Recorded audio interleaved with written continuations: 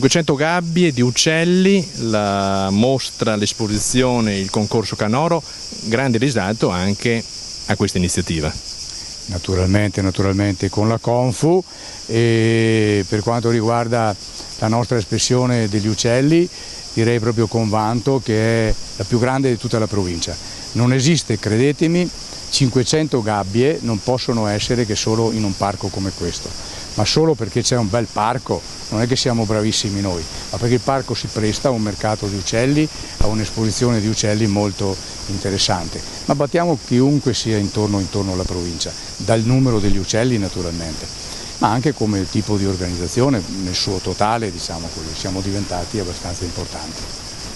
Non è forse un doppione, le chiedo, questa ulteriore esposizione di uccelli, visto che esiste già a Vittorio Veneto l'esposizione centenaria degli uccelli che si svolge a Serravalle? Bellissima questa domanda.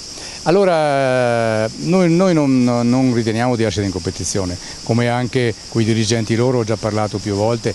Loro hanno una sua struttura, che hanno le loro difficoltà proprio perché manca un verde sufficiente per poter gestire naturalmente la cosa, no? Però devo dire, ma no con rammarico, ma neanche con piacere, perché queste cose non vanno messe insieme, cioè non possono dividere le cose, vanno messe insieme. Noi stiamo lavorando anche per poter unire tutte queste cose, però noi adesso siamo nel momento più forte. La storia riguarda loro, la giovinezza e l'organizzazione riguarda noi, e per questo abbiamo successo, insomma. Quindi lei si auspica che nel futuro diventerà un'unica grande esposizione di uccelli, magari a Ceneda con entrambe le associazioni?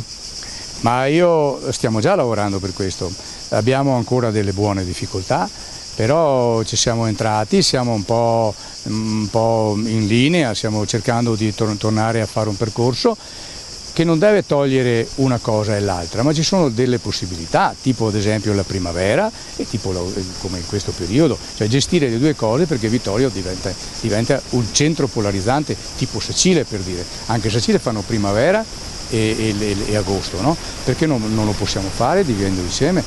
Stiamo lavorando per poter capire, c'è una certa difficoltà perché non tutti naturalmente, specialmente dalla parte diciamo così storica, non hanno le idee aperte, per così dire.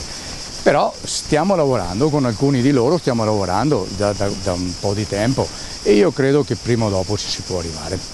In realtà c'è qualcuno che ha fatto un po' di polemica perché l'amministrazione comunale ha deciso di finanziare più la vostra iniziativa che la loro. Ah no, è sbagliato. Noi ringraziamo naturalmente per quanto riguarda